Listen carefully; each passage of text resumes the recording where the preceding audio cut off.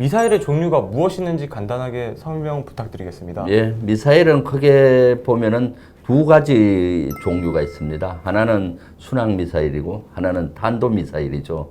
순항 미사일은 무인 비행기라고 보시면 됩니다. 이렇게 날아가서 목표물을 명중시키는 것이죠. 그래서 날아간다 해서 순항 미사일이고요.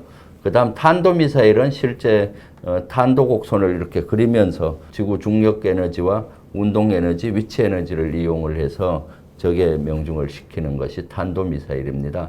그래서 북한에서 주로 실험하는 많은 미사일, 노동, 무수단 뭐 등등은 다 탄도 미사일이라고 볼 수가 있죠.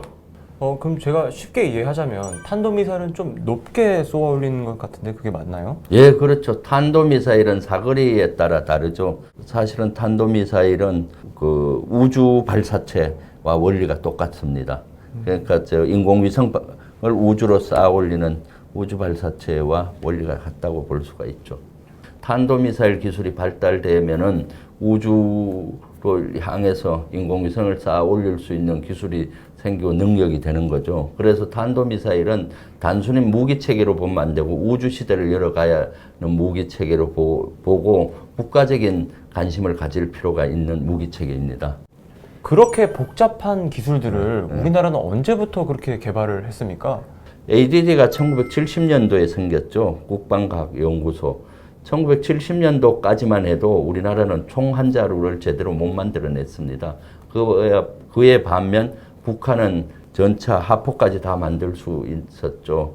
그래서 우리가 그 당시 미군 철수를 한다, 7사단도 철수하고 여러 가지 자주국방에 대한 요구가 필요했죠. 그래서 ADD가 만들어지고 미사일, 탄도미사일 개발도 본격화해서 최초 개발은 사실은 미국의 나이키 호큐리스라는 무기가 있습니다. 나이키 호큐리스. 예, 나이키라고 통상 했죠. 이것은 뭔가 하면은 지대 공 미사일입니다. 비행기가 가면 비행기를 요격시키는 미사일인데 지대 지 시스템으로 바꾼 거죠. 그래서 미국의 나이키 미사일을 모형을 똑같이 하고 거기에 기술을 분해해서 역으로 그 지대 지 미사일을 만들어냈던 것이죠. 그리고 78년도에 최초 180km 날아가는 지뢰 미사일을 180km면 어느 정도 했죠. 거리가 되나요? 평양에서 한 서울 정도 될 겁니다. 예, 그래서 그 당시 사업은 그것을 백곰 사업이라고 해서 미사일 사업을 시작한 지 한 5년 만에 이렇게 전혀 기술이 없는 상태에서 해낸 쾌거라고 볼 수가 있었죠. 본격적으로 사실 현 시스템의 현무 시스템을 갖춘 탄도미사일은 아웅산 사태 1983년 이후에 본격화됐습니다. 아웅산 사태가 나고 나서 여러 가지 북한의 전쟁 억제력이 더 필요하게 됐고 그 당시만 해도 88 올림픽을 성공해야 됐죠. 88 올림픽을 성공하기 위해서는 북한에 대한 전쟁 억제력을 가져야 됐기 때문에 우리 자체 미사일을 좀 더 발전시켜야 됐었습니다. 그때부터 이제 본격화돼서 미사일 개발이 시작됐죠. 앞에서 70년대 미사일보다 다른 레벨의 어떤 미사일을 개발이 됐고 그 당시 만든 것이 현무 시리즈로 이렇게 개발을 실시대가 됐습니다. 근데 이름이 왜 현무입니까? 우리 예전에 보면은 풍수지리에 보면은 그런 것들이 나오죠. 사진이 나옵니다. 자청용, 우백호, 남주작, 북현무죠. 북쪽을 지키는 신이라고 해서 현무라고 명명을 하고 현무1, 현무2, 현무3 이렇게 나가는 것이죠. 그런 이름에도 그런 엄청난 뜻이 담겨 있었군요. 예, 그렇죠. 상징성이 담겨 있죠.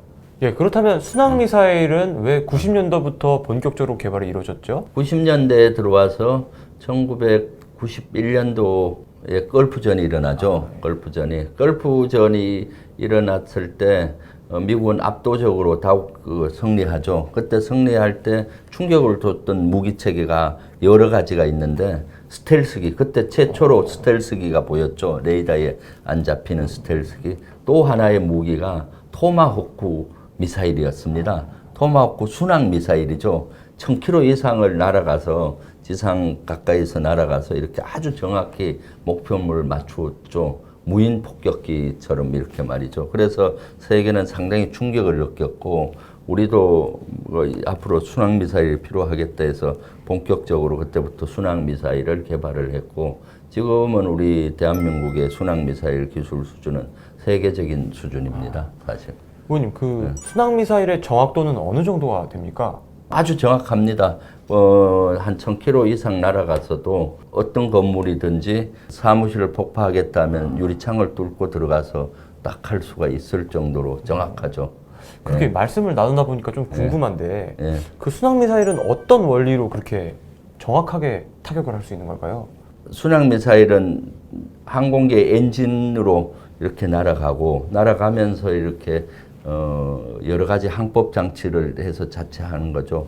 간성 항법 장치라든가 뭐 여러 가지 기술이 결부돼서 합니다. 그건 보안상이라서 제가 더 세부적으로 말씀드릴 수 없고 거긴 여러 가지 유도 기술이 있습니다. 그래서 지형을 따라 또는 여러 가지 지시하는 대로 날아가서 목표물 가까이에서 목표물을 찾아내고 정확히 공격해 들어가는 기술 이런 것들은 우리가 세계적인 수준을 갖고 있다고 볼 수가 있죠. 괜찮으시면 나중에 녹화 끝나고 저한테만 조금만 알려주시면 감사하겠습니다. 예.